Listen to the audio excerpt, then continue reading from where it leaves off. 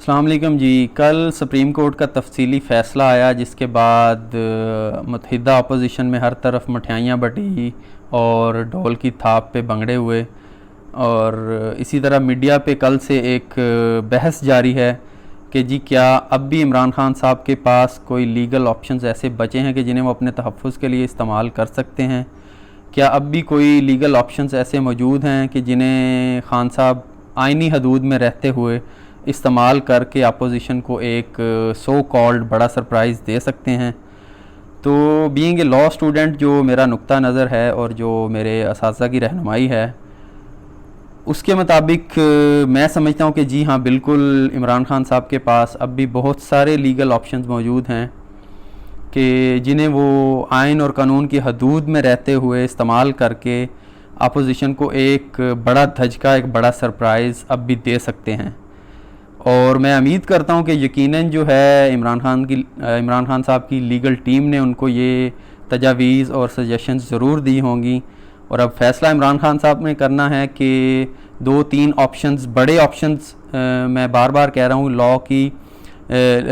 आइन और कानून की हदूद में रहते हुए 2-3 बड़े ऑप्शंस ऐसे मौजूद हैं कि अगर कल इमरान खान साहब उन्हें इस्तेमाल करते हैं तो यकीनन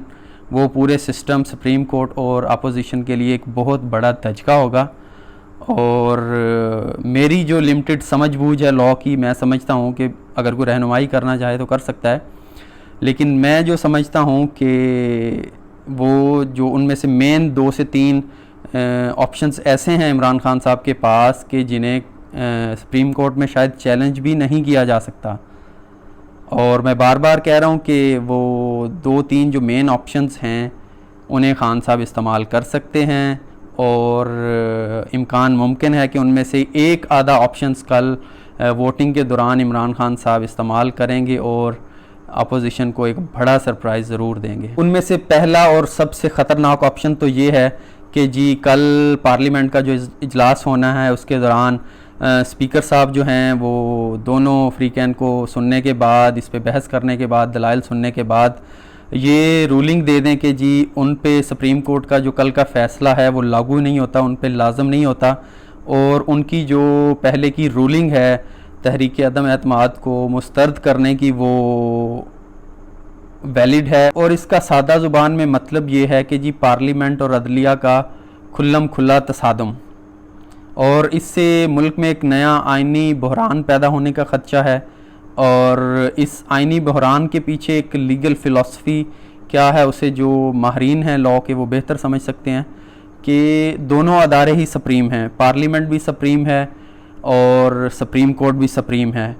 और अब इसके पीछे एक यकीनन एक मुतज़ाद राय हो सकती है, एक लीगल क्वेश्चन है कि फ़ाइनल अथॉरिटी किसके पास है। और दूसरा बड़ा ऑप्शन जो कि ऐन मुमकिन है, इसका बहुत ज़्यादा मेरा तज्ज़िया है कि इसका इम्कान ज़्यादा है कि कल इमरान खान साहब ये ऑप्शन शायद यूज़ करें कि जो आज उन्होंने लेटर गेट पे जो तहकीकाती कमीशन बनाया है रिटायर्ड जनरल की सरबराही में, तो वो हो सकता है कि कल ये पार्लियामेंट में ये बात सामने आए कि अब जब तक उसकी तहकीकात सामने नहीं आती, उस कमीशन की रिपोर्ट सामने नहीं आती, तब तक जो है स्पीकर को ये अथॉरिटी हासिल है। और मैं समझता हूँ, मेरी जो लिमिटेड समझ बूझ है, यकीनन इस पे रहनुमाई मैं ले सकता हूँ मज़ीद, कि मैं समझता हूँ कि इस पे स्पीकर को इख्तियार हासिल है कि वो इस तहकीकात को जवाज़ बना के कि जब तक इस कमीशन की रिपोर्ट नहीं आती तब तक जो है वो वोटिंग है जो तहरीक अदम एतमाद पे होनी है उसको वो मुलतवी कर सकता है। तीसरा जो कानूनी नुक्ता है, ऑप्शन है इमरान खान साहब के पास, वो ये है कि जी सुप्रीम कोर्ट ने जैसे कि अपने फ़ैसले में रहनुमाई फरमाई है कि जो वोटिंग है तहरीक अदम एतमाद पे वो होना है कल, और इसको जो है डिले नहीं किया जा सकता और किसी भी एमएनए को, मेंबर ऑफ़ नेशनल असम्बली को, उनको मना नहीं किया जा सकता, उन पे कदगन नहीं लगाई जा सकती वोट पे। और उसके साथ साथ उन्होंने एक और जो नुक्ता है वो हाईलाइट किया था सुप्रीम कोर्ट ने कि इस जो है तहरीक अदम एतमाद पे बहस होना ज़रूरी थी, ऐवान के अंदर वोटिंग से पहले इस पे जो है कानून के मुताबिक बहस होना ज़रूरी है। तो हो सकता है कि कल स्पीकर साहब ये जो है ऑप्शन लें और इस पे जो है वो बहस करवाएं। और ये बहस एक दिन के लिए हो सकती है, हफ्ते के लिए, 10 दिन के लिए, 30 दिन के लिए भी हो सकती है। और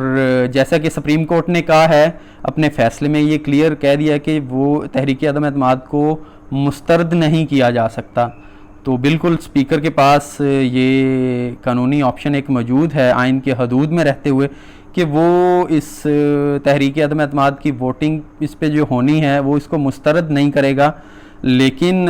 वो इसे डिले कर सकता है, इसे मुलतवी कर सकता है, इस पे बहस करवा सकता है। तो ये आइन के और कानून के हदूद के अंदर है। और मेरा ख़्याल है, मेरी लिमिटेड जो नॉलेज है उसके मुताबिक ये भी एक अच्छा ऑप्शन है जिसे अगर इमरान खान साहब यूज़ करना चाहें तो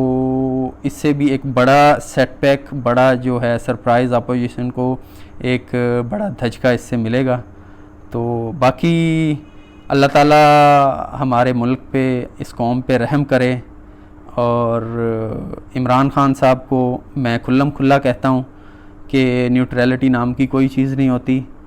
चाहे मैं हूँ, आप हैं, कोई भी है, तो न्यूट्रलिटी नाम की कोई चीज़ नहीं होती। जिसे आप हक़ समझें उसका खुल्लम खुल्ला इजहार करें, खुल्लम खुल्ला उसके साथ खड़े हों, उसके लिए राय आमा हमवार करने के लिए अपनी कोशिशें करें।